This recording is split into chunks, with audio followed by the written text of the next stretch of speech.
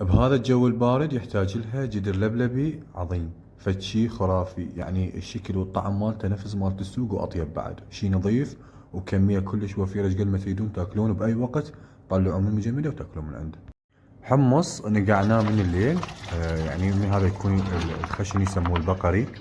نوعيته كلش ممتازة، خليه بجدر الضغط، تقدرون تخلوه بالجدر العادية، بس انا خليته بجدر الضغط الوقت اسرع، تقريبا ساعة ونص او ساعة يطلع لكم فد لوز. بعدها راح يستوي. نقع عندنا حمص مجروش، هواية موجود بالوجبة هسه دا ينطو، ننقعه ونخليه بجدر الضغط ورا ما يستوي ذاك، راح نخليه تقريبا نص ساعة يذوب عندنا. هذا استوى عندنا، شوفوا بهذا الشكل مالته، راح يكون ما مهروس، يعني عندنا بس مستوي استواء كامل.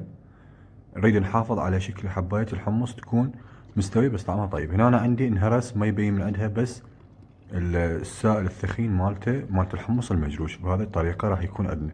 راح ننزل عليه الحمص الخشن اللي سلقناه بالبداية، راح نمزجه بهاي الطريقة، راح يكون عندنا شوية خفيف.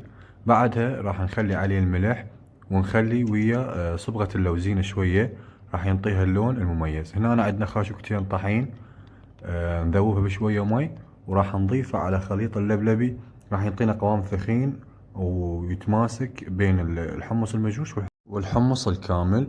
راح نتركه شوية يهدى حتى يتمازج ويبرد، حتى يسبك القوام يكون شوية ثخين. راح اتركه اني تقريبا فدش كم ساعة، راح يكون عندنا بهذا الثخن. شوفوا شلون بعد ما يبرد شلون يصير متماسك. راح نخليه بس نخليه على النار شوية ندفيه، راح يرجع شوية ثخين شلون ما صبيناه. بعدها انتم المنكهات شلون ما تحبون، الليمون، الفلفل الاسود، الحامض، شلون ما تحبون تخلون.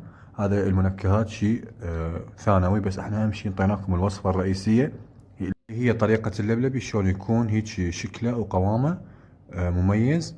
ان شاء الله تجربوه وانطونا رأيكم بعد ما تجربوه. عليكم بالف عافية.